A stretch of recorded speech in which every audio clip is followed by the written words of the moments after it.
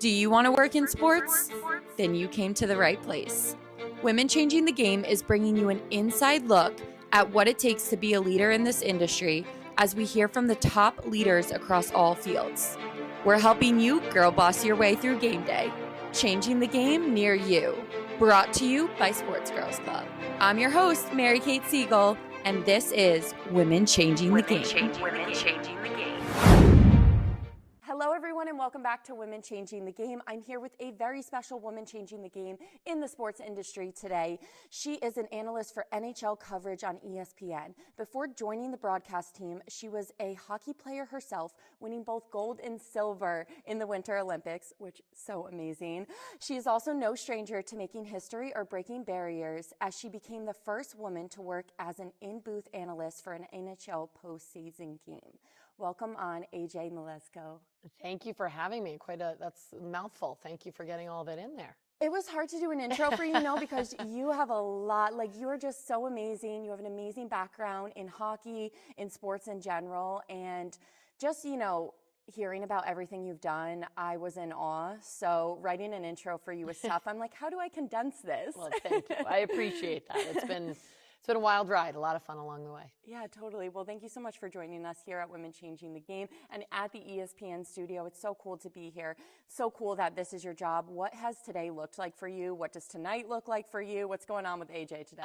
Well, today's a little different. Typically, I'm in the arenas, right? I'm in the booth. I'm calling one game. The last couple of years, I've done more and more of these studio appearances where I'm doing the pregame, the intermission, the postgame. Tonight's a little different because we have an 8 o'clock start and then the 10:30 p.m. Eastern start because it's in Anaheim. So it's going to be a late night. We're going to have a lot of coffee going on, John Buchagras and I and Ardo Cal. So, but today I actually started at home. I live outside of Boston. It's about, on a good day, it's under 2 hours. Today I had a lot of traffic. It was about a 2.5-hour drive through Hartford and got here, went over to our lovely team of hair and makeup ladies over there who make me look presentable. And then here I am with you now, and in a couple hours it'll be Bucci there, me here. We've already got our notes lined up because we've got a team of wonderful stats and people that can help us with all this stuff, give us information. So it is a fun, I think a day like today is a little tough just knowing it's going to be such a late night and we're not in the arena. So it's, luckily I work with a great team of people who we keep the energy up. But yeah, overall I feel very lucky. I really feel lucky that this is my job.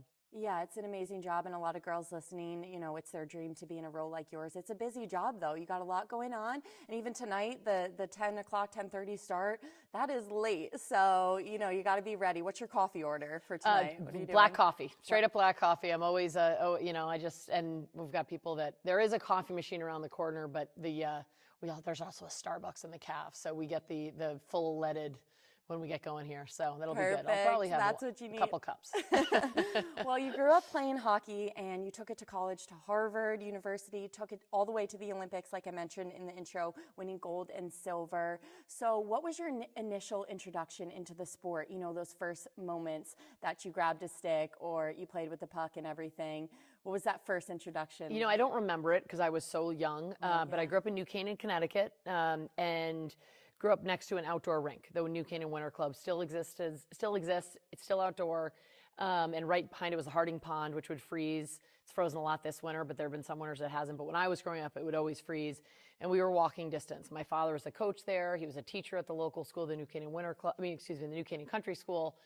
So we were I have an older sister, a younger brother. We all started on skates around age 2. Figure skates for the girls, hockey skates for my brother. And I don't remember it, but the story goes that it was but even at about 5, I guess about 4 or 5, I kept asking, I want to play hockey. That looks fun. I want to do that. And I was about 5 or 6 when my parents finally let me. And the best, I do vaguely remember this because I remember finally getting the gear and my dad didn't want to go out and buy, hockey equipment's expensive, right? So you go out and you buy it. He went to the Lost and Found.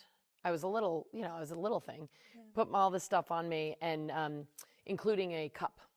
And so I get out there, I skate around. I was like, something doesn't feel right, Dad. And so there's a learning curve, right? I mean, at that point, hockey was a boys' sport, and they figured out that not all the equipment is used for all the players. So I was the only girl on a boys' team growing up, and I had a great group of guys that I played with. The opponents maybe didn't love the ponytails, the braids sticking out the back of my helmet, but my teammates were awesome. My coaches were great.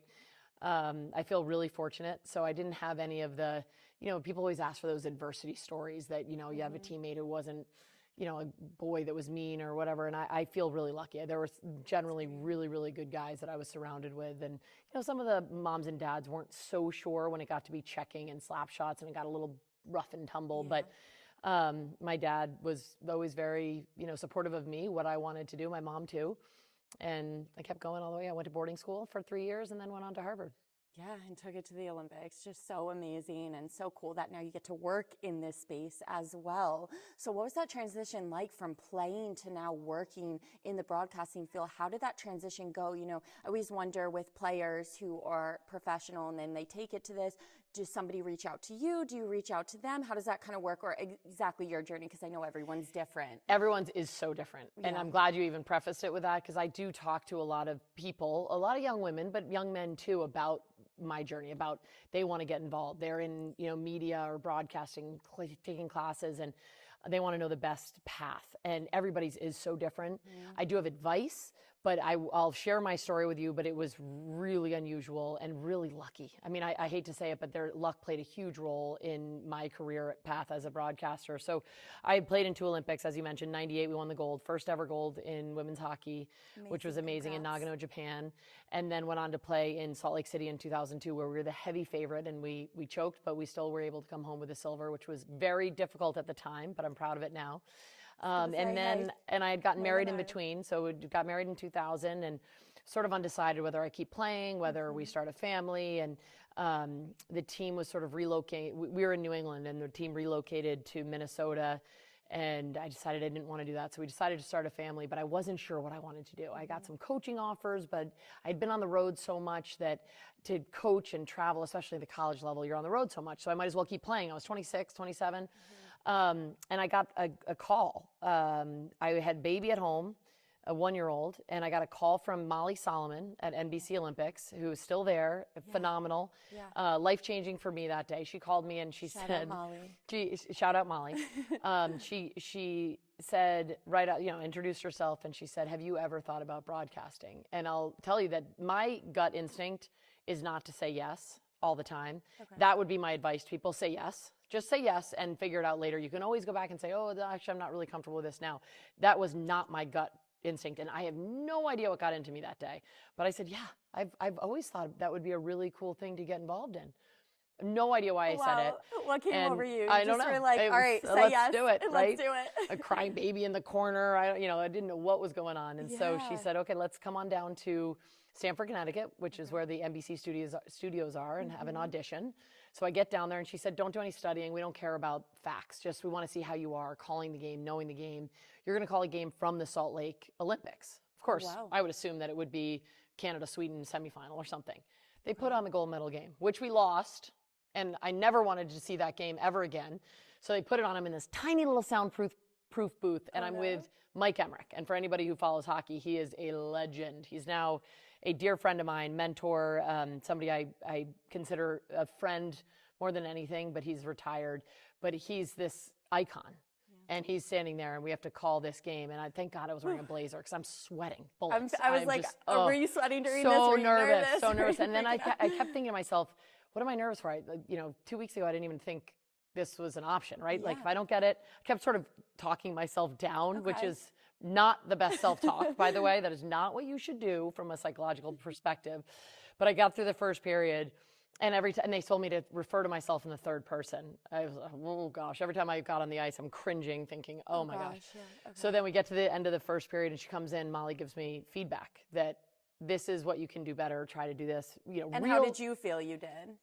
I think I blacked out. I honestly have no idea how I did, other than the fact that I got through one period. I thought we were done. And then she's giving me real-time tips that I now need to implement right then. So we go into the second period, and as we near the end of the second period, I'm thinking to myself, if they make us watch the third period in the Canadian celebration and us crying our eyes out on the blue line, I don't know, I might just rip my headset off and walk out. It starts getting in my own head. They end up calling it at the end of the second period, and we did this stand-up. Doc Emmerich is, again, amazing guy, but he's like 5'6". I'm 5'11". So they put him up on a riser to be taller than me. The whole thing was so awkward. Doc was laughing about it.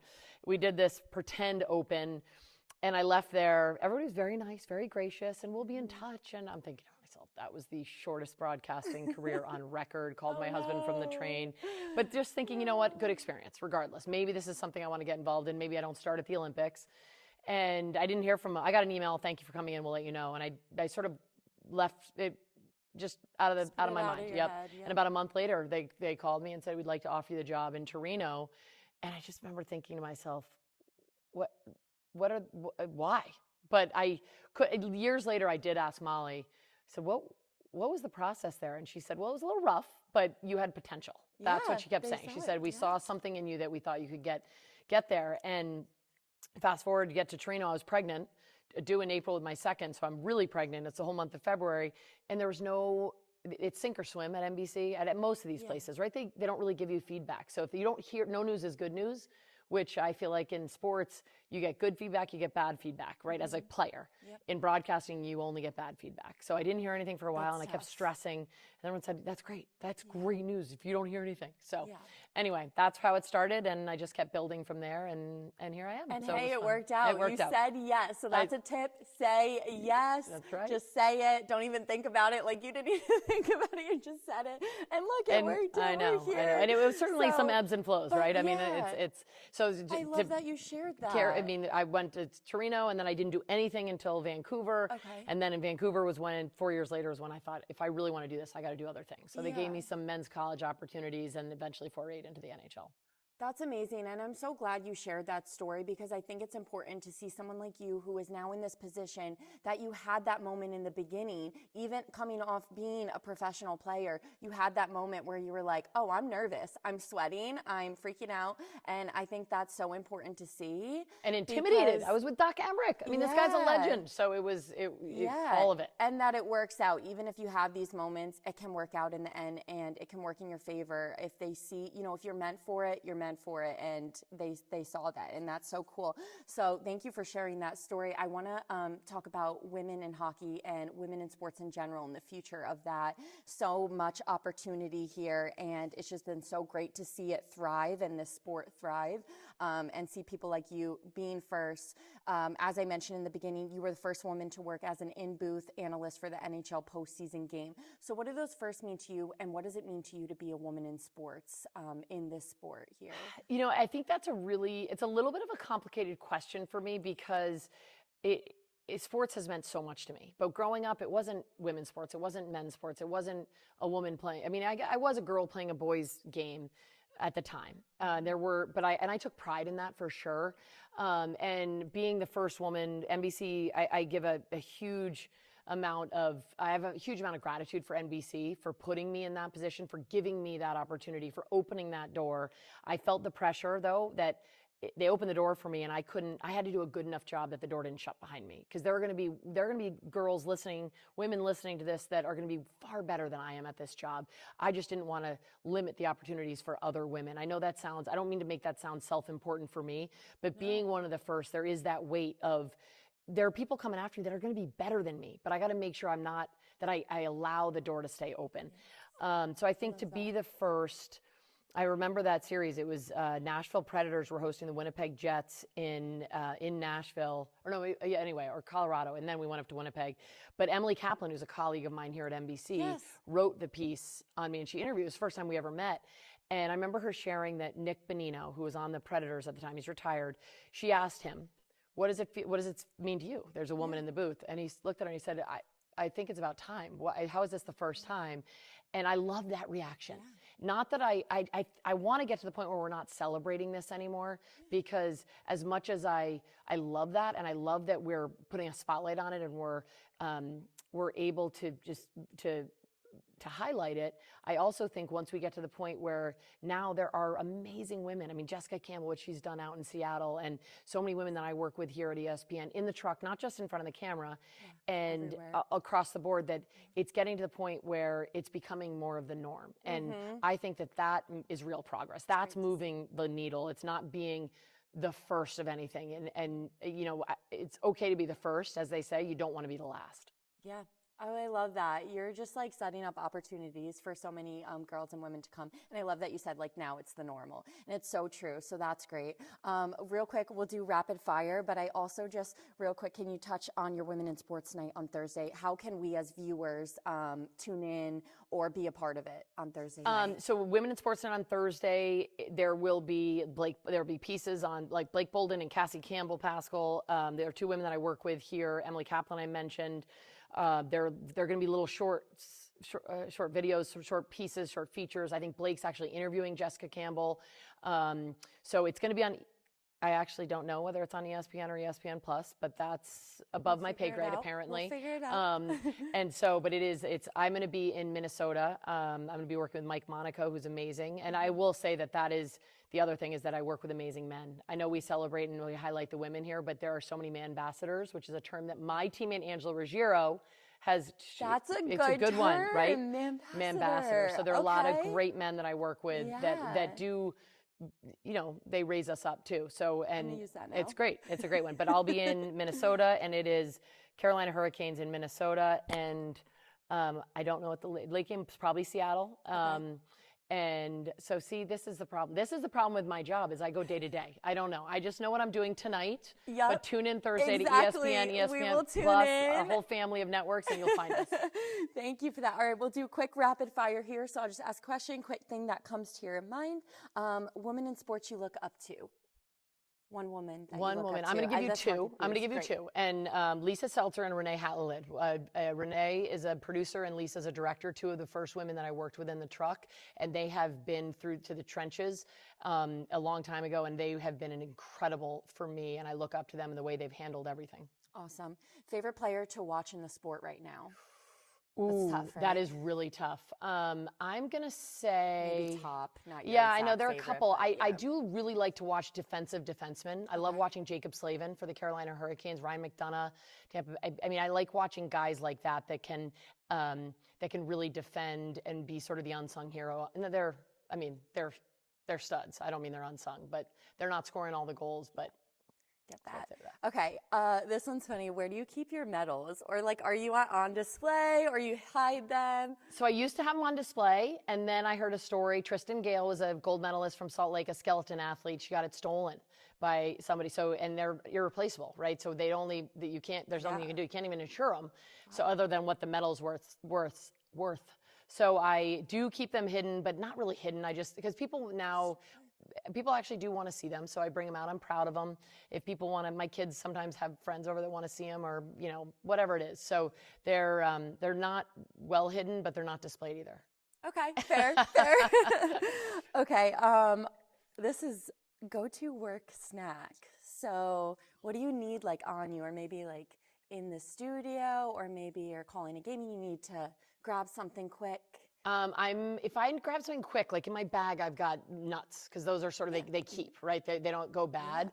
But are we cashews, almond? What are we thinking? Almonds and walnuts. Oh, yeah. Okay. Those two, almonds and walnuts, are my favorite. Okay. And then last one I want to ask is on the rink or off the rink? So playing or broadcasting? Which do I like better?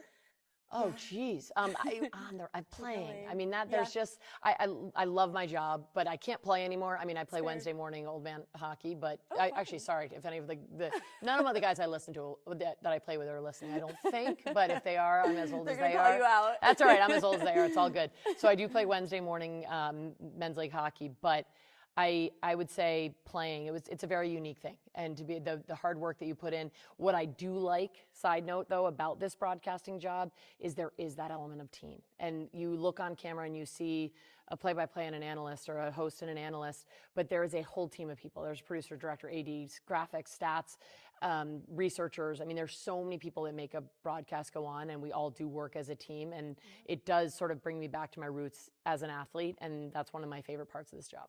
Well, I love that. That sounds so fun. Well, thank you so much for coming on, AJ. Thank you for joining us at Women Changing the Game. It's been so amazing to hear about your journey, and it's so cool to see a woman like you inspiring us all in the sports industry, especially women in hockey. So thank you again. Thanks for having me. We'll catch you next time on Women Changing the Game.